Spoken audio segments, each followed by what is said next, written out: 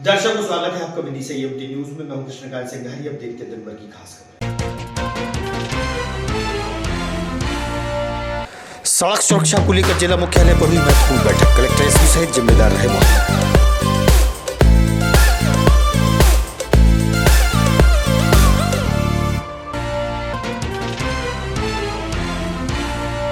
शासकीय राशन दुकान से बीपीएल उपभोक्ताओं को मिल रहा है 3 माह का एक मुश्त राशन। दुकानों पर लगी कतारें।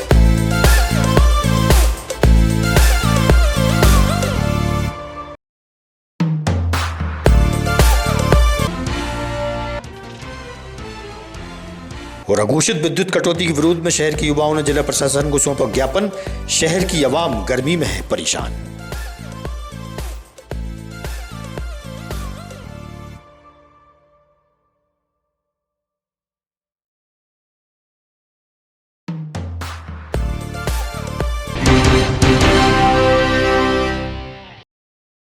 अब खबर विस्तार से।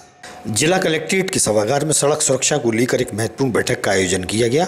बैठक के दौरान कलेक्टर अंशुल गुप्ता, एसपी रोहित कासवानी, जिला परिवहन अधिकारी सहित यातायात विभाग की टीम मौजूद रही।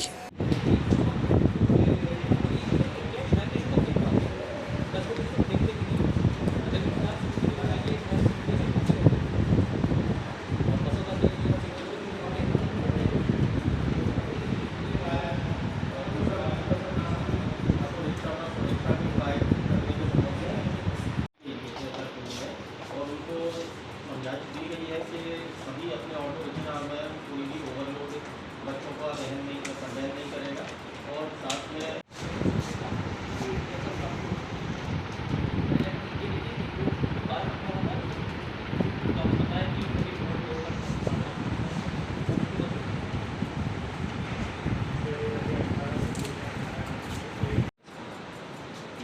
अगले बार जब बैठक होगी तो अपन एसडीएम्स को ऑनलाइन के विषय भी पर चर्चा होगी। पिछली बार तो फिजिकली लगाई जाएगी।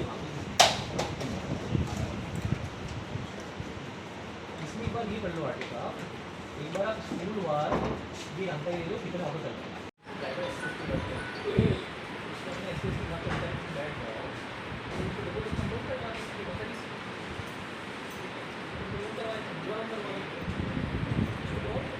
विदिशा ब्लॉक के लगभग 75 शासकीय स्कूलों के भवन जर्जर हाल में हैं। जनपद के सभागार में स्कूली भवनों में सुधार हेतु बैठक में चर्चा हुई।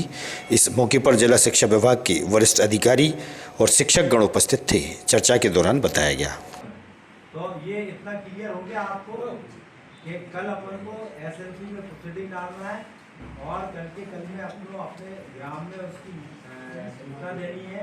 कोई मुनादी अपन ये नहीं चाह रहे कि भाई कि हर कोई जाए उस चीज़ को करे। जो रजिस्टर्ड है इसके लिए अथराइज्ड है उसको अपन को कराना है।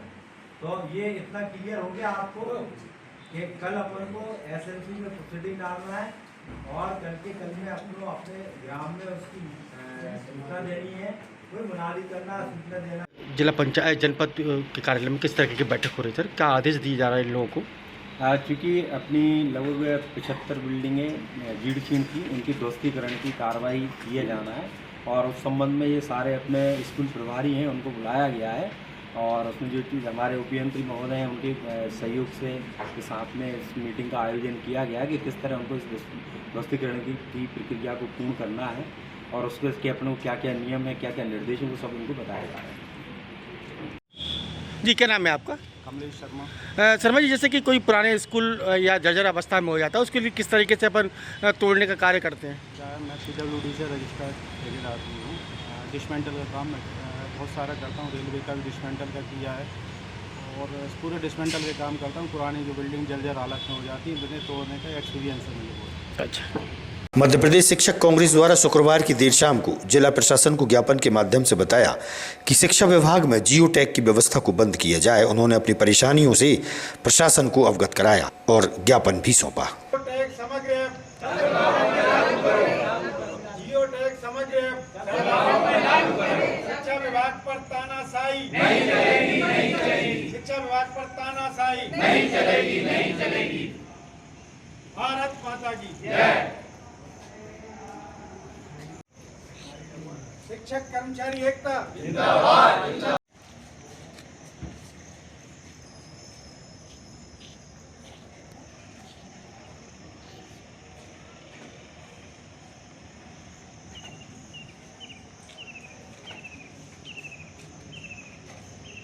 लेकर यहाँ एकत्रित हुए हैं, जिसमें प्रमुख रूप से हमारी जियो टैग और समग्र ऐप के माध्यम से जो उपस्थिति मांगी जा रही है वो चूँकि अनुचित है, गलत है। यदि ऐसा ही है तो सभी विभागों में ये योजना लागू की जाए। मात्र शिक्षक को ही इस प्रकार का मतलब क्यों समझा जाता है, जबकि शिक्षक के पास बहुत ऐसे प्रकार के काम है कि उनकी गिनती नहीं है। अनेक काम शिक्षक करता है, इसके बाद भी शिक्षक के ऊपर शंका लगाई जाती है। शिक्षक तो जब स्कूल जाता है तो घंटी बजाता है और जब वापस आता है तो फिर भी घंटी बजाकर घर आता है।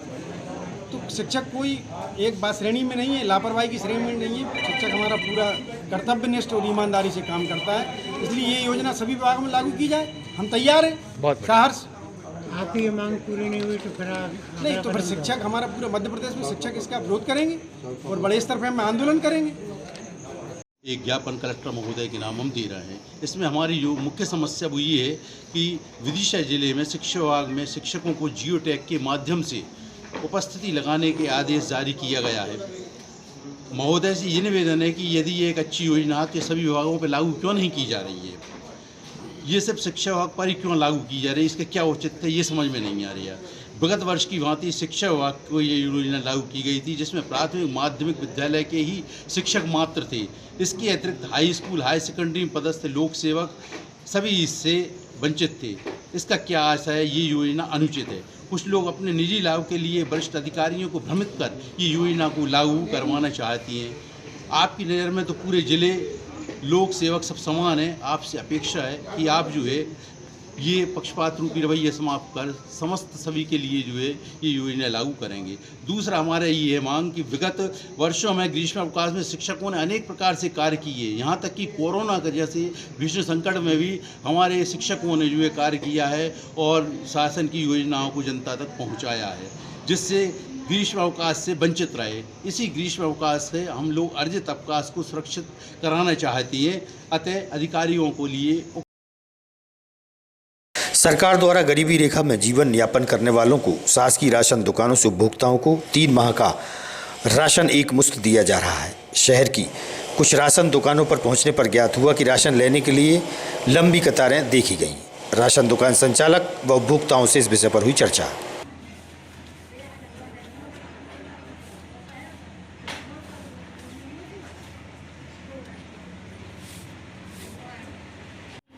क्या नाम है आपका? निर्मल जी। कहाँ के रहने वाले हो? मोहनगिरी। अभी क्या लेने आए यहाँ पर? चावल गेहूँ। कितने महीने का मिल रहा है? 3 महीने। और यहाँ पर क्या फैसिलिटी वगैरह है? बढ़िया फैसिलिटी है। और जैसे गर्मी में अगर प्यास व्यास लगे उसके लिए पानी रखा है। पानी रखा है। हाँ, क्या नाम है आपका? भाई। कहाँ रहती हूँ आप? Master colony Mohangiri. अभी कहाँ पर आई हूँ सामान लेने?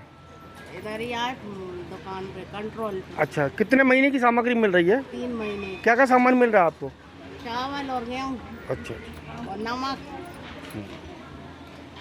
शहर में दिन और रात में विद्युत विभाग द्वारा अघोषित विद्युत कटौती कई दिनों से जारी है, जबकि भीषण गर्मी का प्रकोप बना हुआ है। ऐसे समय में विद्युत कटौती से लोग खासी परेशान हैं।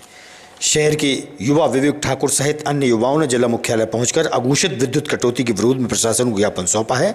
वहीं कहा कि विद्युत विभाग द्वारा विद्युत कटौती जारी रहती है तो आगे आंदोलन भी होगा।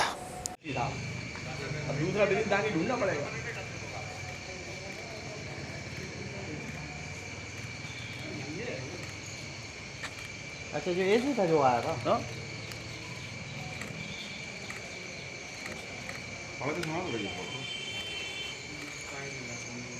विदिशा शहर में हो रही अनियमित विद्युत आपूर्ति पर तत्काल संज्ञान लेकर व्यवस्था सुधारने बाबत हमारी निम्नलिखित मांगे करते हैं। हम विद्युत कटौती को स्पष्ट समय सारणी बनाई जाए और उसे सार्वजनिक किया जाए। प्रत्येक क्षेत्र में विद्युत आपूर्ति सुचारू रखने हेतु समुचित तकनीकी कार्रवाई की जाए। शिकायतों को तुरंत समाधान हेतु प्रभावी हेल्पलाइन की व्यवस्था। अब दूसरा बिजली ढूंढना पड़ेगा।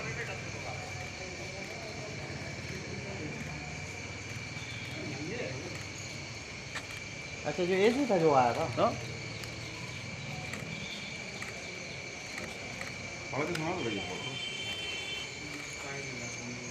विदिशा शहर में हो रही अनियमित विद्युत आपूर्ति पर तत्काल संज्ञान लेकर व्यवस्था सुधारने बाबत हमारी निम्नलिखित मांगे करते हैं। हम विद्युत कटौती को स्पष्ट समय सारणी बनाई जाए और उसे सार्वजनिक किया जाए। प्रत्येक क्षेत्र में विद्युत आपूर्ति सुचारू रखने हेतु समुचित तकनीकी कार्रवाई की जाए। शिकायतों को तुरंत समाधान। जी भैया, अपने परिचय देते हुए आज बड़ी संख्या में आप लोग यहाँ पर पहुँचे, क्या मामला है? मैं विवेक सिंह ठाकुर इस शहर का आम नागरिक हूँ और विद्युत कटौती को लेकर आज हम लोगों ने अपने साथियों के साथ कलेक्टर को ज्ञापन दिया है। देखिए, विदिशा में भीषण गर्मी पड़ रही है और इस भीषण गर्मी में विद्युत कटौती जो है उसकी कोई समय सीमा नहीं है। 2 से 4 घंटे के लिए कटौती हो रही है। आम जनता जो है परेशान है। लोगों के इस विद्युत कटौती के कारण बहुत हाल बेहाल हैं। इसको लेकर हमने आज ज्ञापन दिया है और मांग करी है कि इसको जल्द से जल्द सुधार किया जाए इसमें, ताकि जो आम जन है वो परेशान ना हो। आम नागरिकों की तरफ से मैंने आज ज्ञापन दिया है। यदि हमारी मांग पूरी नहीं हुई तो 3 दिन के बाद हम एक बड़ा आंदोलन करेंगे विद्युत विभाग के खिलाफ। आगामी खबरों के लिए आप देखते रहिएगा विदिशा EMT न्यूज। हमें दीजिए इजाजत।